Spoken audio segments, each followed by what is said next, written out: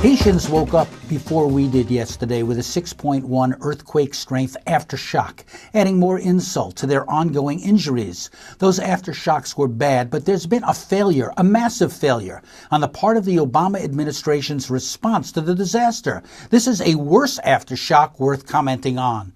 The aid program has become a disaster in itself, promising relief but delivering so little so late that despite some improvements after a week of bungled, uncoordinated, understaffed, and poorly executed operations, Haitians are dying from preventable diseases, infections, dehydration, and starvation. The supplies are there, but they're not getting them. Why? This is negligence wrapped up with benevolence and good intentions. Yes, we're seeing the horrific pictures. The shocking display of a people's misery has become nighttime viewing, with a small number of euphoric miracle moments of people being saved. But that's a handful relative to the hundreds of thousands who have gone without because of so-called bottlenecks and troubles.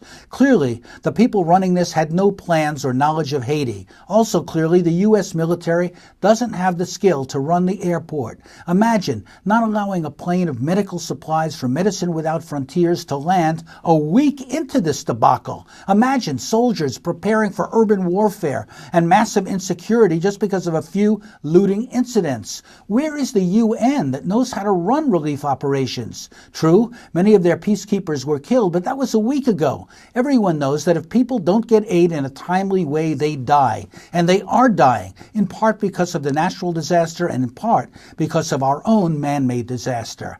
Knock, knock, journalists. Many of you have done a great and compassionate job of documenting this tragedy and showing us the pain of the victims. Now let's investigate how this relief operation imploded and became worse than Katrina. Who is responsible and who should be held accountable? Why can't we have more international cooperation of the kind the Cubans are asking for? Why is the focus always on military security? Is France right that the U.S. is acting like an occupying power?